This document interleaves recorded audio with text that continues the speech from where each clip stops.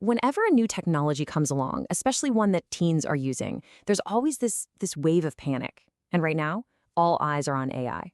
So, is it a genuinely helpful new tool for mental health, or is it something way more dangerous? Today, we're going to cut right through all that noise and find out what the real story is. So, let's start with a real person. Over on TikTok, you've got users like Christina talking about how AI chatbots are their new go-to for anxiety. So instead of, frantically texting her parents or friends, she just sends a voice memo to ChatGPT, and she says it actually does a pretty amazing job of calming her down. And believe me, she is not the only one. In fact, this is becoming a massive trend. A recent study from Tebra, a company that keeps an eye on the healthcare world, found that 1 out of every 4 Americans is more likely to open up to an AI chatbot than an actual human therapist. Think about that for a second. That is a huge number. We're talking about a major shift in how people, and especially young people, are looking for support. Now, whenever a new tech like this pops up, we kind of go through the same old cycle. Researchers even have a name for it: technology panic.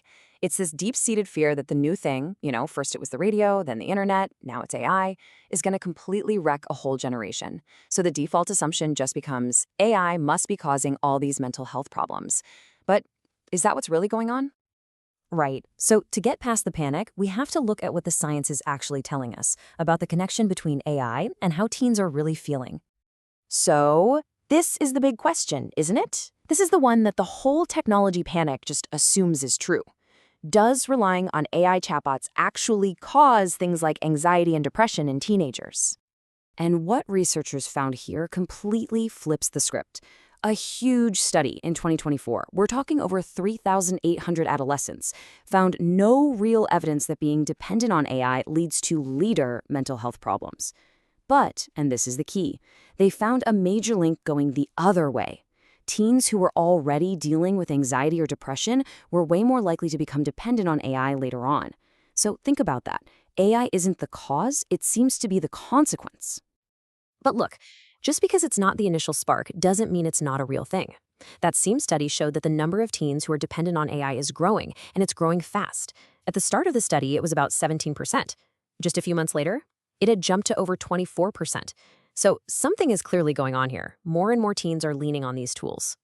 So this brings us to the next really big question. Why? I mean, if it's teens who are already anxious and depressed who are turning to AI, what exactly are they trying to get out of it? What's the real driver here? And the research actually gives us some pretty clear answers. The study broke it down. And it turns out, using AI for fun or for help with homework, well, that's not really what leads to dependence. The 2 big reasons: the need to escape from their problems and the need for some kind of social connection. For a teen who's feeling down or alone, AI is this always-on, non-judgmental thing they can turn to. It's a coping mechanism. Okay, so we've figured out that AI is often a coping tool, not the root of the problem. But, and this is a huge but, that does not mean it's a safe coping tool. Because it's so unregulated, it comes with some really serious risks. Everything from kind of subtle passive harms to straight-up active dangers. Let's start with a passive one that probably affects millions of us: sleep. So what you're seeing here is basically what's happening inside your brain. That blue light from your screen, phone, tablet, whatever, it literally blocks the release of melatonin. And melatonin is the hormone that tells your body, hey, it's nighttime, time to power down. So when that signal gets jammed, your whole internal clock just gets thrown into total chaos. And this leads to something called sleep displacement. It's a simple concept, but the consequences are huge. Every minute a teen spends chatting with an AI late at night is a minute that's literally stolen from their sleep. It pushes their bedtime later, it cuts down their total rest, and the science on this is crystal clear. Not getting enough sleep is directly linked to more anxiety, more depression. Basically, it makes the exact problems they're trying to escape from in the first place even worse. So losing sleep is a serious problem for sure, but it's more of a passive side effect. But what happens when the AI doesn't just enable bad habits? What happens when it actively starts suggesting dangerous ones? This is where things get genuinely frightening. Just listen to this quote. It's from a researcher who was testing ChatGPT.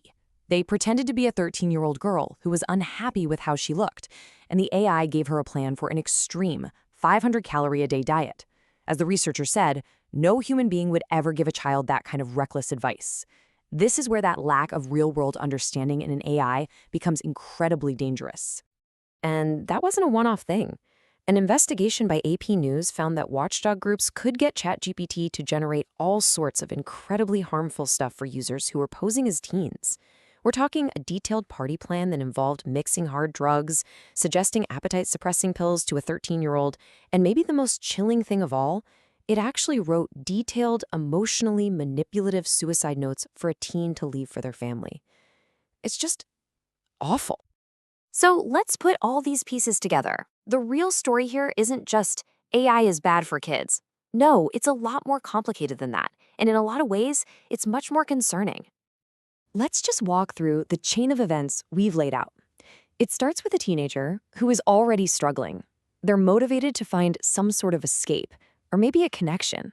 So they turn to an AI chatbot. It's easy, it's always available, and it won't judge them. But then, that very tool they're using to cope, because it's completely unregulated, ends up introducing a whole new set of harms, from ruining their sleep to giving them truly life-threatening advice. So here's the bottom line. We have to change the conversation. The evidence is telling us that AI isn't the root cause here. It's become a very popular but very flawed coping tool. Vulnerable kids are using it to escape and connect, but this unregulated tech is messing up their sleep and can feed them dangerous ideas. So the question isn't, is AI bad anymore? The question has to be, how do we build guardrails to protect the people who are turning to it for help? And that really leaves us with one final massive question for all of us to think about. In this new world where AI is becoming a companion, a therapist, an advisor, who is ultimately responsible for our digital well-being? Is it the tech companies, the government? Is it up to parents? Or is it up to us? That's the conversation we need to be having right now.